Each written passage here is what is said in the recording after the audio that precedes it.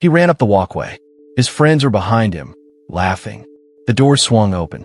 A gun flashed. A single shot. Silence. You're watching an unbelievable true story, where we only tell real stories. Not to scare you, but to prepare you. This happened in Baton Rouge, Louisiana. It was October 31st, 1992. The victim was Yoshihiro Hattori. He was 16 years old, just a teen, out with a friend, wearing a costume for Halloween. He knocked on the wrong door. A neighbor thought he was a threat. A single mistake. One moment of fear. One life ended. According to the CDC, homicide is the second leading cause of death for teens in the U.S. CDC, 1992. Even a short self-defense or safety course can teach ways to avoid danger in strange situations. Tonight, we'll follow Yoshihiro's last steps, the choices, the fear, and the tragedy that followed. What happened that night would change a community forever. He ran up the walkway. His heart beat fast. His friend was just behind him. The door swung open. A man stood there. He raised a gun. Yoshihiro froze. The shot rang out. This story is based on real events reported by police and news sources. Yoshihiro Hattori was 16. A quiet, polite boy. He liked school. He liked music. He dreamed of one day going to college. He was kind, friendly, always smiling. People trusted him. He loved Halloween. Costumes, candy, laughing with friends. That night, he dressed as a ninja. All black. Mask on. Gloves on. He wanted to look cool, not scary. He lived in Baton Rouge, Louisiana. Warm city in the South. But that Halloween night felt different. Streets were full of children. Some with masks, some with pumpkins, some with costumes that scared even the grown-ups. The air smelled of autumn leaves, hot dogs, and candy. He walked with his friend, Rodney, door to door, knocking, smiling, collecting candy. Laughter everywhere. But the night was full of strangers. Strange houses. Strange faces. One house looked different. Strange lights. A shadow behind the door. A man inside who was scared. They didn't know it yet. One small mistake would cost a life. Yoshihiro knocked on the door. Quiet knock. Polite knock. The man inside thought it was a break-in. He grabbed his gun. He had been on edge before. His wife had been worried about crime in the neighborhood. Maybe he remembered a robbery or a scary story. Maybe he imagined a threat. Yoshihiro didn't move fast enough. He didn't speak. He just knocked. The man pulled the trigger. A single shot. Yoshihiro fell. Rodney screamed. The night went silent. The candy, the laughter, the Halloween lights, all gone. Police arrived minutes later. Neighbors called. Some had seen shadows. Some had heard the shot. Some had no idea what happened. The investigation was quick but shocking. Yoshihiro had been completely unarmed. No threat. Nothing criminal. Just a teenager. Just a costume. Just a mistake. The man who shot him, Rodney's neighbor, claimed he was afraid. He said he thought Yoshihiro was dangerous. He said he acted in self-defense. But police looked at the evidence. They looked at the costume, the door, the distance, the shot. It was a tragic case of mistaken identity. Cultural differences made it worse. Yoshihiro was Japanese-American. The neighbor did not know him, did not understand. Fear mixed with misunderstanding. And suddenly, a life was gone. The community reacted in shock. Candlelight vigils. Flowers. Messages in Japanese and English. Teenagers crying. Parents angry. Everyone asking why. This case shocked the world. It reminded everyone that fear can be deadly. That one wrong choice, one misunderstanding, can take a life. Even now, studies show teens are still at risk of being victims of homicide. According to the CDC, homicide is the second leading cause of death for American teens. CDC, 1992. Safety matters. Being aware matters. Even simple self-defense courses can teach how to handle strangers, how to avoid danger, how to stay calm. Yoshihiro's parents flew from Japan to Baton Rouge. They faced the unthinkable. Their son, their boy dead. They met the neighbor. They attended the trial. Nothing could bring their son back. But they spoke of forgiveness. They spoke of love. And they tried to prevent another tragedy like this. That Halloween night, a boy named Yoshihiro ran for candy, walked up a walkway, knocked politely on a door, and never came home. The story would go on in newspapers, on TV, in classrooms. Police used it as a warning. Communities talked about fear and judgment. And every year, people remembered the boy in the ninja costume who died because someone misunderstood him. The next morning, Baton Rouge woke up. But Yoshihiro did not. His parents called. No answer. His friends called. No answer. Rodney ran home, crying. The police were already at the house. They found him on the walkway. Ninja costume torn slightly. Candy scattered on the ground. A single life ended in a flash. His friends screamed. Neighbors gasped. Some could not believe it. A boy, 16 years old, gone. The neighbor who shot him was shaking. He had called the police himself. Said he was scared. Said he thought someone dangerous was at his door. Said he did not want to hurt anyone. But it was too late. Yoshihiro lay there. Cold. Silent. Police questioned witnesses. Rodney told them everything. How Yoshihiro had walked to the door. How polite he was. How scared he felt after the shot. How quickly everything changed. Other kids said the neighborhood was loud that night. Halloween lights, laughing, music, footsteps. One small mistake and all that noise ended a life. Investigators studied the scene. Footprints, door handle, distance, gun, costume. They saw it clearly. No threat, no crime, just a boy and a man who acted out of fear. The story made the news. Baton Rouge, then the country. Parents, teachers, kids, all shocked. How could this happen? How could fear be so deadly? Newspapers printed pictures of Yoshihiro smiling, holding candy, dressed as a ninja. Friends told stories. He loved music. He loved school. He wanted to be a good person. His parents arrived from Japan. Sad, angry, confused.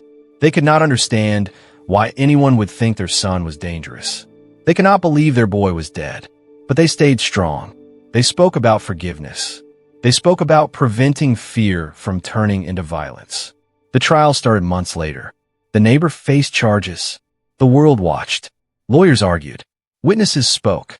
Yoshihiro's parents described him. His teachers described him. His friends described him. The man who shot him described fear. And the jury listened. It was hard. Everyone knew Yoshihiro could not come back. Everyone knew a life was lost over misunderstanding. The court became a lesson in fear, culture, and responsibility. This story is based on real events reported by police and news sources. One expert told the court that most teenage victims of homicide are killed by someone they know. Fear can make people act quickly without thinking. Mistakes can be deadly. This is why self-defense and safety awareness are important. Simple rules: knock first, check who is behind the door, avoid dark corners, can sometimes save lives. The neighbor said he thought Yoshihiro was trying to break in. He said Halloween was scary. He said he never meant to kill a child. But actions have consequences. That night, one boy was gone. Community members lit candles in front of the Hattori home. They left flowers. Some left messages in Japanese, some in English. One read, "We are sorry. We will never forget." Another read, "Forgive, but remember." Children held stuffed animals. Adults held hands. Everyone was shaken. Yoshihiro's friends spoke about him at school, about how he loved to laugh, how he liked to play games, how he was kind to everyone, how Halloween should have been fun, not deadly. Experts said that cultural misunderstanding made the tragedy worse. Yoshihiro was Japanese American. The neighbor did not know him, did not know his family, did not understand. Fear, combined with lack of knowledge, can become deadly. Even now, police teach lessons from this case. Neighborhoods hold safety courses. Teens learn about stranger danger. Parents learn about speaking to children about fear. Everyone remembers that one boy in a ninja costume, walking to a door and never coming home. The CDC reports that homicide is still one of the leading causes of death for teens in the U.S. CDC, 1992. Even small mistakes and moments of fear can have life-changing consequences. Yoshihiro's parents returned to Japan after the trial. They tried to heal. They spoke at schools. They gave interviews. They shared the story of their son. They wanted other families to learn. They wanted no one else to feel the loss they felt. But the pain stayed. Every Halloween, every time someone dressed up as a ninja, every time a teen knocked on a door, memories returned. The lesson remained: fear can be deadly. Understanding can save lives. A moment of calm can prevent tragedy.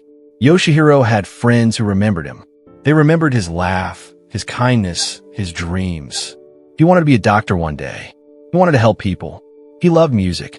He loved school. He loved Halloween. But one night, it ended too soon. People still talk about him in Baton Rouge. Schools teach about him. Safety lessons, cultural awareness, how to handle fear without hurting others. The trial started in the spring of 1993. Courtroom smelled like wood polish and nervous sweat. Yoshihiro's parents sat together, holding hands. Rodney sat behind them, still shaking from that night. Reporters scribbled notes. Cameras clicked. Everyone wanted to know what happened. The neighbor who shot Yoshihiro sat stiff in his chair. His hands shook. He looked at the floor. He said he was scared. He said he never meant to hurt anyone. He said Halloween made him nervous. The judge listened. The lawyers listened. The jury listened. Yoshihiro's parents spoke slowly. They told the court about their son. 16 years old. Polite. Funny. Smart. Full of life. He loved music, baseball, and Halloween. They said he knocked politely on the wrong door and never came home. The prosecutor spoke next. He said the shooting was not self-defense. Yoshihiro was far from the door. His hands were empty. He was just a boy in a costume. He said fear does not justify killing child. The neighbor had other options. He could have called the police. He could have checked before shooting. The defense argued fear. They said the neighbor thought Yoshihiro was dangerous. They said people react fast when scared. They said it was a mistake. But the jury saw the evidence. The costume. The distance. The boy's body on the walkway. Nothing threatening. Witnesses spoke. Rodney described the night again. He cried while telling how Yoshihiro had laughed and skipped. He described the knock, the shot, and the silence. Teachers spoke about Yoshihiro. Classmates spoke about him. Everyone remembered a kind boy, gone too soon. Experts explained cultural misunderstanding. Yoshihiro was Japanese American. The neighbor did not know him, did not understand. Fear mixed with ignorance. The result, death. The courtroom felt heavy. Everyone felt it. The jury went into deliberation. Hours passed. People in the courtroom whispered. They looked at photos of Yoshihiro smiling in his costume. They thought about how quickly life could end. One night, one knock, one shot. Finally, the jury returned. The verdict, manslaughter. The neighbor was guilty of killing Yoshihiro without premeditation. The sentence, 10 years in prison. It did not bring Yoshihiro back. It did not ease the grief. But it showed the world that fear cannot take a child's life without consequence. Outside the courtroom, Yoshihiro's parents spoke to reporters.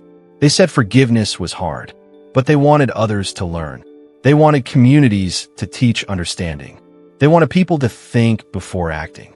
Baton Rouge felt different after that. Neighborhoods held safety classes. Teens learned stranger awareness. Parents learned to talk to children about fear. Police held workshops about judgment and cultural awareness. Halloween would never be the same. The CDC still report homicide as a leading cause of death for teens in the U.S. CDC, 1992. Small mistakes. Fear. Misunderstanding. They can all take a life. Yoshihiro's friends grew up remembering him. Rodney never forgot. They told stories about his laughter, about his kindness, about the ninja costume that night. The memory was heavy but powerful. It reminded them to live carefully, to respect life, to avoid fear turning into violence. Years passed. His parents returned to Japan. They carried grief, but also hope. Hope that Yoshihiro's story would teach others. That no other family would face the same loss.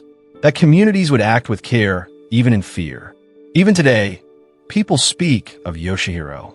At schools, in neighborhoods, on Halloween, he became more than a boy. He became a lesson, a memory, a reason to pause before fear controls a hand or a trigger. His story reminds everyone, one wrong move, one misunderstanding, one shot, life ends, and the world changes forever. Self-defense courses can teach caution, awareness, how to act when afraid, how to stay alive. It is not about fear. It is about preparation.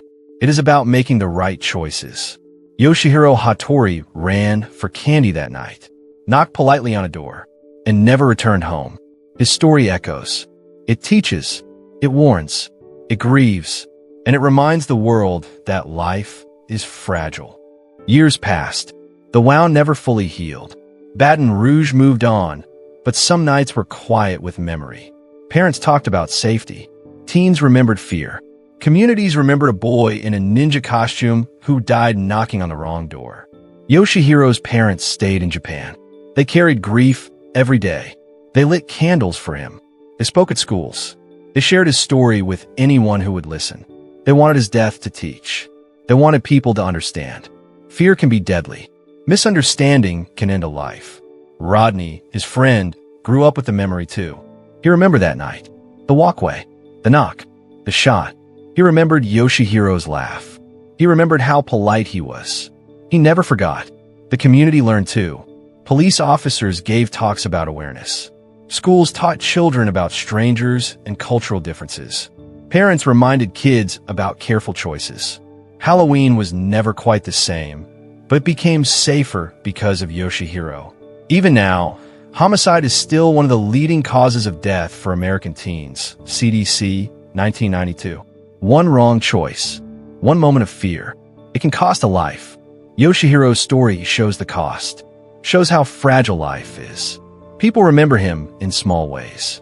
Stories, pictures, memories of laughter, reminders to pause, think, and act carefully.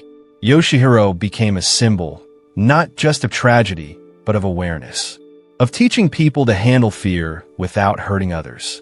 His life was short, but it mattered. His story saved others. It changed a community. It reminded the world, life is fragile. Treat it with care. Fear is natural, but understanding matters more. A single knock on a door, a boy in a costume, a life lost too soon, and a lesson that never ends. Yoshihiro Hattori's story echoes today. It teaches about caution, about compassion, and about the consequences of fear. It reminds everyone that even small actions matter, that life is precious, that understanding can save lives. And as the next Halloween comes, the memory stays. The lesson stays. The boy in a ninja costume still knocks on hearts, not doors. This was Yoshihiro Hattori. His story is real. His story is tragic. His story is a warning. And his story will never be forgotten. Up next, we will bring you another chilling case. Another story of life, fear, and choices. A reminder that real-life horror is not in movies. It is in the decisions we make and the moments we face.